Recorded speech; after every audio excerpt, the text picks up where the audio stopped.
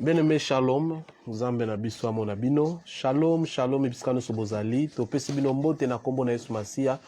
Nzambe amona bino, bana nzambe ebiskano sobozali. Kolo apambola bino na ba famille, bisika boyambi biso na ba telefone. Bisika bo kotisi biso na kati na bandako na bino. Gentil soboza nango nzambe amona bino. Bayo bolandaka biso na kati ya émission na biso École des disciples. Esika o nini tolingi ete bana nzambe bazala mature na kati na liloba na nzambe. Bayeba ndenge nini bango moko pe bakoki kokoma ba disciple bato bakosalela Yesu kati na kombo na ye na se na mokili oyo. Toza na grand thème na biso tozo partager bien aimé dans le Seigneur. Ezali sur l'évangélisation. C'est important ya mboto kota na kati na thème na biso sous thème na biso ya pokwa na lelo. Nous allons prier le Seigneur afin qu'apisa biso makoki makasi ya oyeba toujours kozala fidèle pe kozala bana na eta onyoso na kati na nzela oyo. Tobondeli bien-aimé, tokangi misu na kombo na Yesu Masia. Seigneur éternel des armées, te rendre grâce surtout le kumo ezonge pa ina parce kozali merveilleux. Ezana nzambe te merveilleux comme toi Seigneur. Ezana nzambe te asalaka lokola yo salaka. Tika te kombo na ezala publié dans ce monde parce kozali le seul et le vrai Dieu. To lingito banda na biso nzambe, za na biso ensemble. Nyos to kosala na maboko na yo za nesika oyo pour que yo lobi ete na folie ya évangile nde bat bazo bika kolo to lingi biso to kolanda mateya nzambe tozwa quelque chose en tant que ba disciple tozala mature liboso na yo yango to sengi yo cher Saint-Esprit yo accompagner biso nyonso epesa ko lokumu tezala musika na kombo na Yesu Masia. Bien-aimé dans le Seigneur, encore une fois shalom. Na nyonso tozo sala eza parce que toza ba disciple tolingi toza la ba vrai disciple et les disciples baza bato bazo vanda na enseignement bazo vanda na parole de Dieu bazo vanda na makomi na matambe o Yesu atambolaki. Bien-aimé tokotanga verset na biso apoko na lelo totangi na mukanda na Hébreux chapitre 4 verset nango 7. Dieu fixant de nouveau un jour aujourd'hui en disant dans David si longtemps après, aujourd'hui, si vous entendez sa voix, n'endurcissez pas vos cœurs. Bien-aimés dans le Seigneur, très bien, mukanda na hébreu, ndeko azako yebisa biso makambo yo bakomi na kati ya mukanda oyo. Mukanda oyo ezali penda complexe esengi obana olanda biso attentivement pour comprendre ce que Dieu veut de toi. Thème na biso ya pokwa ya lelo bien-aimé dans le Seigneur ezali aujourd'hui. Le lendemain te, mais lelo. Lelo nde yango za na vie parce que oyebite lobi ekozala nini. Ebra zoloba tango zoyoka mungo na nzambe, tango yo zoyoka voix ya nzambe kokanga motema te bien-aimé dans le Seigneur. Pourquoi? Parce que oyebite lobi soko komango. Okoki ko rater le salut dans ta vie bien-aimé dans le Seigneur. Okoki ko perdre o nzambe atiakati na yo pour que o vivre lobi éternellement soko négliger lelo ndenge ozolanda mateya na lelo soko négliger maloba liloba na nzambe soko négliger voix ya nzambe bien-aimé dans le Seigneur okoki ko rater. Voilà pourquoi bien-aimé mukana na hébreu eza koloba na biso alobi quand vous attendez aujourd'hui si vous entendez la voix de l'Éternel n'endurcissez pas vos cœurs. Bien-aimé, Christ a besoin à côté na kat na vie na yo, avant na kat na vie na yo. Voici, c'est un jour spécial. Aujourd'hui, bien-aimé dans le Seigneur, et une journée moko spéciale, unique. Otozobenga aujourd'hui. Aujourd'hui, parce que tu vois. Aujourd'hui, c'est parce que tu attends. Lobi oyebite mamso oyo kali susute. C'est aujourd'hui le jour de ton salut, bien-aimé. Eza lelo, tu peux faire les erreurs dans toute ta vie. Otamboli ndengo lingaki mais mutu nyonso atambolaka telemaka bien-aimé azwi décision abi nazokende wapi nasali nini nini onga nasali mutu aza conscient mutu aza intelligent il faut salaka résumé de sa vie. Pendant 20 ans comment est-ce que j'ai marché dans le Seigneur? Pendant 10 ans natamboli na nzambe ndenge nini nayoki nini na para nzambe et mutu aza mayele il doit il faut tellement pour te avoir une décision. Il y a non, aujourd'hui, je dois changer ma vie. Bien, mais tu ne peux pas continuer toujours comme ça dans ta vie. Au lieu continuer toujours au vivre ndenge yo lingi, aux maître de ta vie. Non, bien-aimé. Arrête-toi. Demande-toi des questions. Qu'est-ce que j'ai fait depuis que Nazar Moutou? Nakomi wapi? Soki lelo Christa ye nakozala wapi? Bien-aimé, aujourd'hui, si vous entendez la voix du Seigneur, n'endurcissez pas vos cœurs, bien-aimés dans le Seigneur. Nzamba na posa na biso, tozala lelo na guérison spirituelle. Aujourd'hui, nzote kozala bien. Les gens te voient bien. Otambulaka bien. Olataka bien. O voyageaka na yo. Ozana problème en zalate. Ozana problème en difficulté. Est-ce que ton spiritualité est bien aimée dans le Seigneur? Est-ce que zali malam? Quand ozana posa kota na kati ya spiritualité na yo, abongisa yo spirituellement. Parce que spirituellement, nous retenons liboso na Nzambe pour nous rendre compte de ta vie, bien-aimé dans le Seigneur. Et c'est important. Pourquoi nous devons prendre une décision aujourd'hui? Car l'Éternel, notre Dieu, c'est un Dieu où aza koleka moi. Aza nzambo, aza bouclier pour natina na biso. Cela veut dire quoi, bien-aimé dans le Seigneur? Nzambo azo pesa biso grâce pour lobi na biso to souffrir te. Le lendemain, ça se commence aujourd'hui, bien-aimé. Ce qu'on a préparé futur, il y a moins. Ce qu'on a éduqué. Ne lobby à la moutou, bien-aimé dans le Seigneur.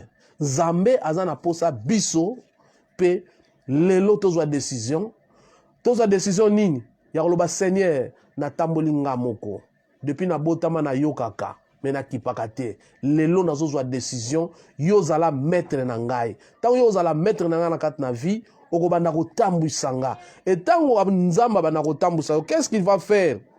Car l'Éternel Dieu est un soleil dans notre vie, bien-aimé. Nzamba ko yasiko ko éclairer vie o evandaki longtemps na ténèbres. Ténèbres zanin pona biso. Quand nous vivons dans le péché, quand nous avons mis Jésus à côté, nous vivons dans les ténèbres. Parce que l'unique soleil otozanango et kongalisa vie à mutu. Ezali kaka Yesu, bien-aimé dans le Seigneur. Eza Yesu sera côté na kat na vie na yo. Yenda ko ne ko éclairer ba poche oyo yebite. Il y a des problèmes que toi tu ne connais pas dans ta vie. Peut-être que ton papa azalaki mutu azalaki mutacholoka. Peut-être que tes ancêtres bazalaka bato bakaba déjà famille na vie na ebango. Peut-être il y a des paroles prononcées dans ta famille, oh yo subir malédiction. Mais pour na yo oye babiloko wana, il faut être dans Jésus. Jésus quand il va venir dans ta vie, bien-aimé dans le Seigneur, lui comme il est le soleil de notre vie, a ko éclairer ba poche d'ombre ya makamno so yo yebite, a ko révéler a ko tikonde wana te. Moi j'ai toujours dit ceci, bien-aimé dans le Seigneur. Itango Yesu ayaka na kat na vie na mutu, il commence à réparer l'intérieur de la personne. Il faut bongisa intérieurement. Il y a des choses que tu ne connais pas dans ta vie. Pourquoi nous devons prendre une décision aujourd'hui? Parce que notre Dieu, c'est un qui est un bouclier, bien-aimé. Il va nous protéger. À côté kabisote nkolo. À koboa kabisote devant ma malédiction à Satan. À ta diable à réclamer biso. À ta kindoki famille à biso réclamer biso. Mais comme il y a Zanzambe, à côté kabisote, bien-aimé dans le Seigneur. C'est aujourd'hui ou rien, bien-aimé. Moutouaza prudent, c'est aujourd'hui qu'il doit prendre sa décision. Alors, bah, non. Natambulinga moko. Je dois prendre une décision dans ma vie. Na associer Christ, na parcours au tikali nango, bien-aimé.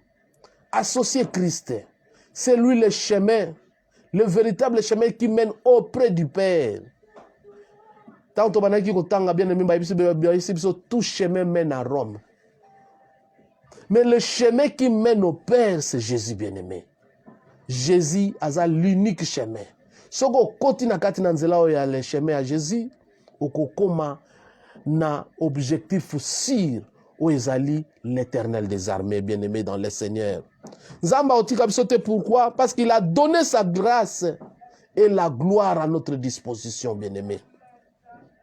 Aboite mutu azwa grâce.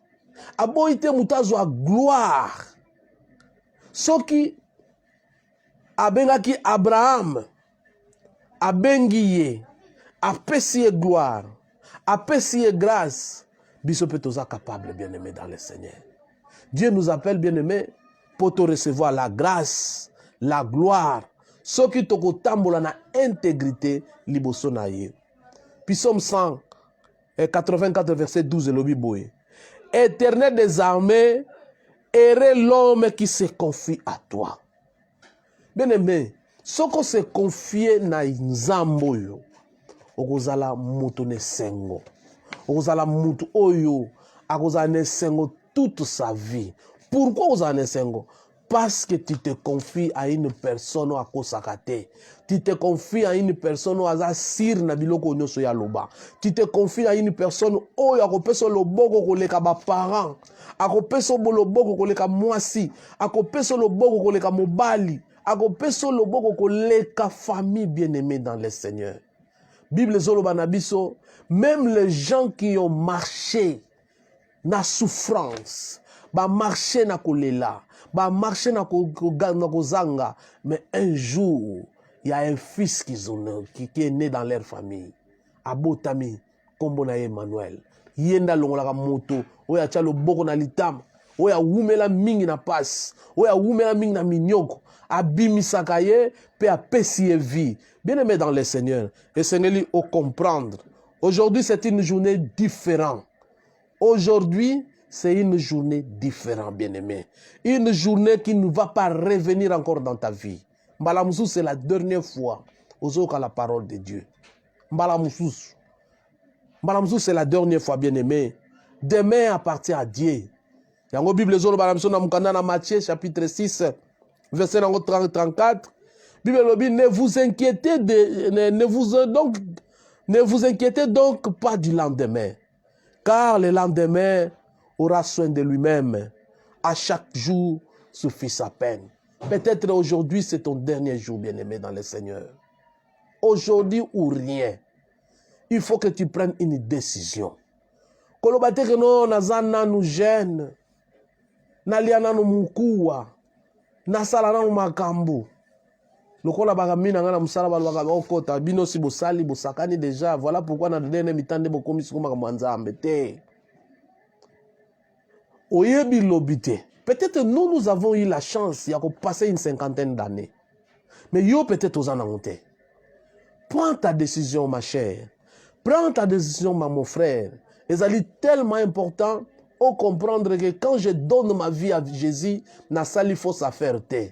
Mutu azui vi na ye alobi na se confier pas na nzambe na sali fausse affaire te kotale la lobité. Quand tu prends ta décision aujourd'hui, ozala mutu ne sengo okomona ete oponi bien aimé, oponi bien ya kolanda Yesu comme Seigneur et Sauveur, okoma pe disciple de Jésus, yo pe banda kopanza sangwe lam. Objectif ya Yesu ezali ete batu ba koma ba disciple na ye. Okoma ngonde nini soko lobika ke Seigneur nazui décision à partir de lelo. Lelo tozote a thème na biso za lelo. Lelo nazui décision. Nazo kota na kati na nzela na yo. Nazo kota kati na bonzambe. Nazo kota ko salela yo. Nazo kota ko ndimo lokola mokonzi pe mobikisi. C'est alors bien-aimé, nzamba ko fongola yo. Nzela ou ko permettre yo koma na bonzambe. Comment faire pour recevoir la bénédiction de Jésus? Oko sala ndenge nini bien-aimé? Pour recevoir la bénédiction de Jésus, la réponse est simple, bien-aimé.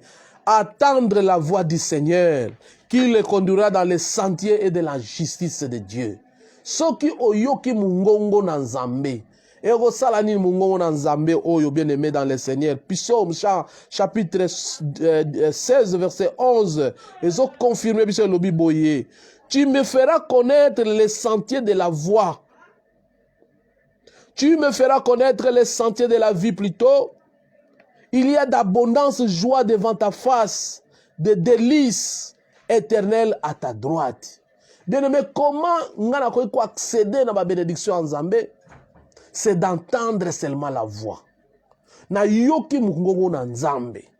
Nzamba lobi aujourd'hui moi na ngana fongoli maboko. Yaka kokota. Kota na bomo inangai. Nazala mokonzi pe mobik se pona yo. Lokola na tango ya kala. David, nzambe pa mana koloba ne patiemment na peuple na tango wana. Alobi ete boya, bokota na clémence. Mais liloba na nzambe ezoba na biso ni na Romains chapitre 10 verset 21 lobi, batu baboya ki balingaki kokota te. Mais mukolo na mukolo nzambe azalaki wana pona koyebisa bango boya bokota bien aimé. Et ça est important, ceux qui au comprendre, au entendre la voix du Seigneur, au ezali appel pour natina na yo, au longwa na monde, au longwa na péché, au longwa na racine ya famille na yo, au longwa na malédiction éternelle, au ekomema bat na enfer un jour. Et bien aimé le Seigneur, et qu'on permettre yo au fond la matoy o yo kanzambe Bible zolo banabiso yenzambe akomemo siko na sentier ya justice akolongolo na injustice batata basala biso akolongolo na ba condamnation ya malheur batata balongola biso akolongolo na ba malédiction na ba livre noir ya condamnation ya famille akolongolo na ba livre rouge ya sacrifice ya famille akobimisa kotambusa na sentier oyo ezali ya justice bien aimé. Bible zo raconter biso histoire ya mutu moko azaki na 75 ans bien aimé sans mwana mais ayoki la voix de Dieu. Na mukanda na Genèse chapitre 17 5 nzamba zoloba naye on t'appellera plus Abraham mais ton nom sera Abraham, car je te rendrai père de multitude de nations. Cet homme a entendu la voix. Ayoki liloba na nzambe. Malgré âge na 75 ans. Nzambe moko abengi ye na mungongo. Apesi litoi. Bible lobi tanga apesi litoi akomi père des nations, multitude. Muto azalaki na 75 ans, 100 mois, mais na 100 ans, 8 mois. Lelo to benga ke père de la nation. Père de la nation, excusez. Donc, c'est important, bien aimé dans le Seigneur. Oyeba mukolo ya lelo est important. Aujourd'hui, si tu attends la voix du Seigneur, n'en discernez pas votre cœur. Tellement important, bien aimé. Abraham va changer combo, va changer combo à cause ya koyoka liloba na nzambe. Combo na yekomi Abraham va na kolaksa père d'une multitude, car Abraham avait obéi à l'ordre de Dieu très haut, bien aimé. Et dans sa fidélité, Dieu a accompli sa promesse en lui donnant le pays de Canaan, bien aimé, habité jusqu'aujourd'hui par ses descendants. Na kati na fidélité d'Abraham, Nzambe apesa eti lelo pays à Canaan, lelo comme Israël, mais alaka mboka Israël était. Nzambe nda pesi yango. Bien aimé, notre Père Céleste a un projet magnifique pour toi. Pour projet yazanango, ni ta famille bazana projet wana. Comme il te déclare dans la prophétie, il y a prophète Jérémie en disant, je connais le projet que j'ai formé pour toi, dit l'Éternel, projet de bonheur et non projet de malheur. Projet de paix et non de malheur, afin de vous donner un avenir de l'espérance. Mutu azana projet koleka nzambe na biso azalité. Mutu azana projet ya malamu koleka nzambe azalité. Parce qu'il connaît le projet qu'il a formé en nous. Il connaît ce qu'il a décidé na monde na ye pona tina na biso. Donc mutu tokotie la mutema ezali nzambe. Ya ona binde ko soki lelo yoki maluba oyo. Quoi résister tes bien-aimés. Donne ton cœur à Jésus. Donne ta vie à Jésus. Parce que Jésus a un projet de bonheur pour toi. Jésus a un projet de paix, projet de bénédiction pour la vie. C'est ici la journée que l'Éternel a faite, bien-aimés. Quel que soit pour nous un sujet d'allégresse et de joie. Psaume 118 lelo ezala mukolo ya esengo pona tina na biso. Eza mukolo oyo nzambe asalaki po biso to bika les jours du salut. Aujourd'hui, quand tu attends la voix du Seigneur, n'en résistez pas, bien-aimé dans le Seigneur. Aujourd'hui, la voix de Dieu t'invite à t'ouvrir. La voix de Dieu t'invite, bien-aimé, au fond de la motema pour que Nzambe appelle ça à venir, pe bonheur, na kata bomo ina yo. Soki ya koti, avandi, ako memela yo bonheur, ako memela yo esengo. Oye ko permettre yo, au vivre na ko banga Nzambe, pe ozala na avenir meilleur, bien-aimé. Et sengeli ozala na espérance. Eko sila te na kata bomo ina yo. Espérance ozala nango, eko sila te. Proverbe azo déclarango. Proverbe chapitre 23 verset 18. Car il est un avenir et ton espérance ne sera pas anéantie. Nzambe na biso ndem dans un avenir. Avenir eza classe te, avenir eza musala te, avenir eza mbongo te, mais nzambe ndem dans un avenir. Po bato baza na mbongo mususu bakokufa bakotali felo. Bato mususu pe baza na mbongo mususu bayebi nzambe te bakokufa bakomona pe nzambe te. Mais avenir ya malamu, assurance ya malamu, espérance ya malamu ezali nzambe na biso. Ainsi bien aimé tozo chité David a boye, le bonheur et la grâce m'accompagneront tous les jours de ma vie et j'habiterai dans la maison de l'Éternel jusqu'à la fin de mes jours. À comprendre pourquoi le bakindemana. Parce qu'il a écouté la voix du Seigneur, il a accepté cette voix dans sa vie et a commis la conclusion, à partir d'aujourd'hui, le bonheur et la grâce m'accompagneront tous les jours de ma vie. Mais quand tu y as Jésus, tu acceptes Jésus, tu écoutes la voix de l'Éternel, pour respecter, tu obéis à cette voix-là, bonheur et accompagner tous les jours de ta vie, bien-aimé. Voilà, la clé du bonheur, bien-aimé, c'est d'entendre la voix de notre Éternel, la voix de notre bien-aimé Dieu, la voix de notre Seigneur. La clé de ce bonheur, bien-aimé, bolam fongola ya kozwa bomengo eza koyoka ka o nzamba lobi. Soko nzamba bengi yo, yo loba iyo ngayo na mipesi.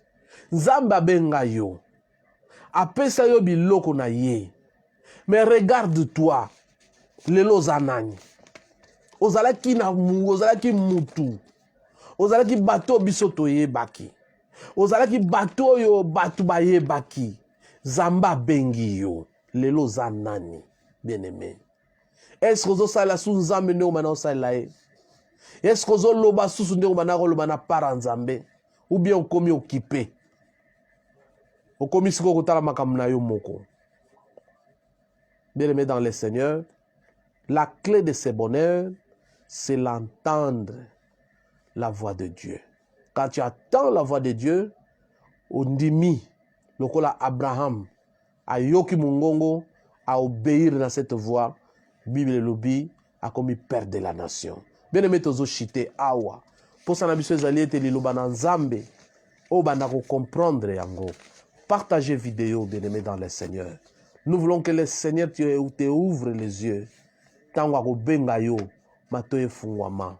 Parce que nzamba bisa ibiso alobi, soko bat bazo yoka te, c'est parce que bazana biteni ya mabende na matoyi.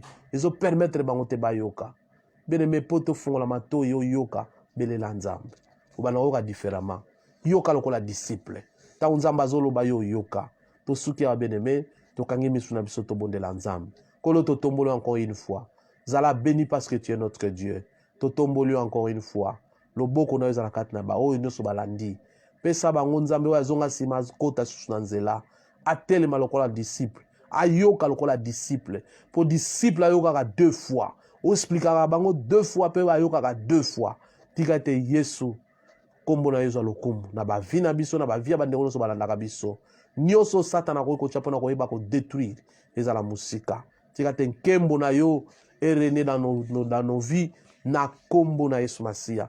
Bien-aimé, encore une fois, shalom, botika la malamu, nzamba mona bino biska bozali, na kombo na Yesu Masia. Ciao.